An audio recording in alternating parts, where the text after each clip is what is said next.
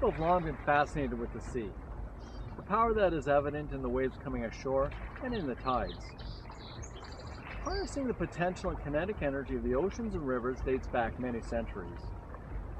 From the early days of water wheels, such as those used on rivers and in tidal zones, to advanced tidal power stations, such as those found in France and in South Korea.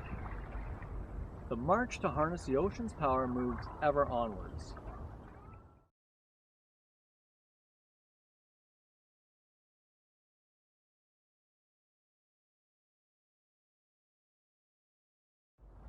And now, the next generation of power plant is set to arrive.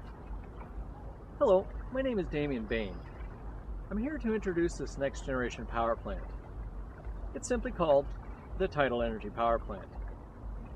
I'm going to show an aerial view of what the dam will look like from above. Keep in mind that it's only a representation. Also keep in mind that there can be many variations to the design.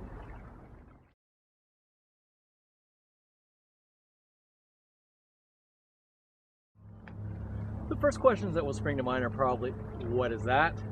And secondly, how does it work? As I mentioned, this is an overhead drawing of a new type of dam.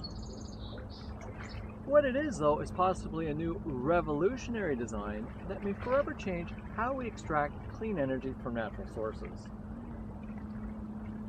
Now, just a bit of background to set the stage as to how the Tidal Energy Power Plant will operate.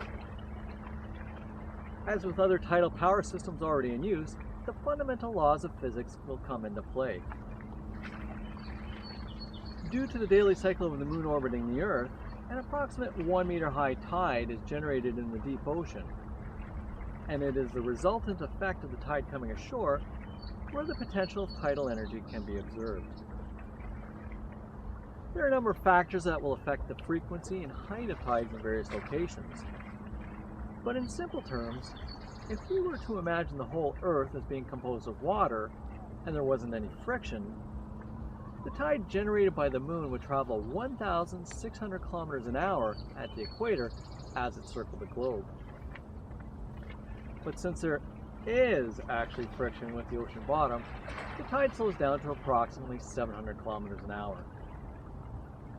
The tide is further slowed down as it enters more shallow water. Actually, when you think of it, the land at shore is in effect acting as a dam, holding the tide back. Therefore, since the land acts as a dam of sorts, we can discern that at the coast, there is a tremendous amount of potential energy that is in a sense backed up. And if this impediment was removed, i.e. the coast, the tide would continue to flow. It's this pressure that's being harnessed by the Tidal Energy Power Plant. Getting back to the actual tide, even at a reduced speed, there is still a considerable amount of potential energy that reaches the coast. This can be seen by observing such phenomena as tidal bores, which is a standing wave that enters a shallow area and can travel 20, 30, even upwards of 40 kilometers an hour as it moves inland. These tidal bores only occur in a relatively few places.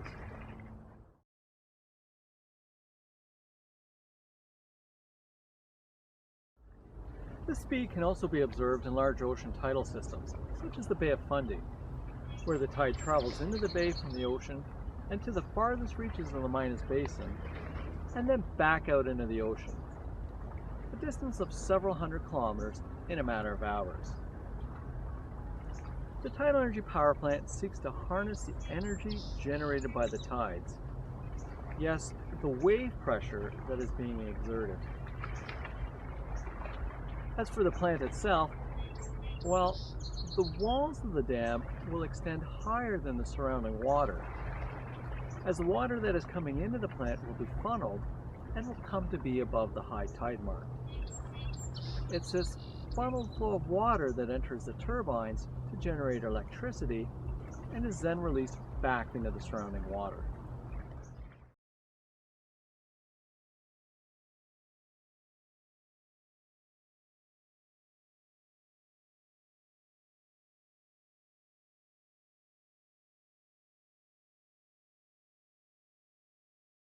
We can maybe liken it to a wave pool. If this were a gigantic wave pool and there was constant wave pressure coming in, we would expect the water to be higher here.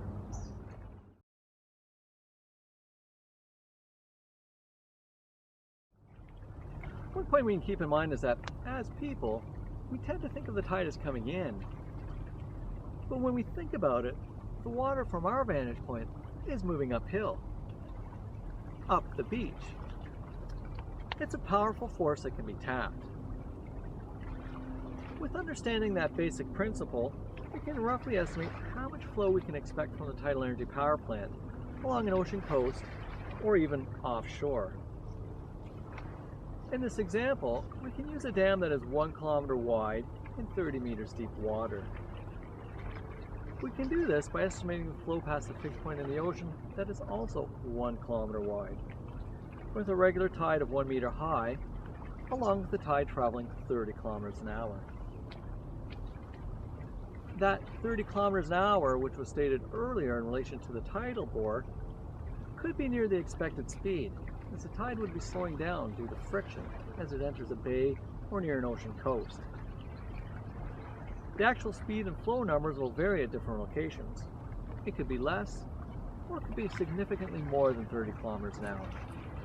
But for a start, we can use 30 kilometers an hour as a base to get some numbers we can work with. By multiplying the 1 kilometer wide opening, which is 1,000 meters, by the 1 meter high tide, and multiplying by the 30 kilometers an hour speed, which is the equivalent to 30,000 meters per hour, the total is 30 million.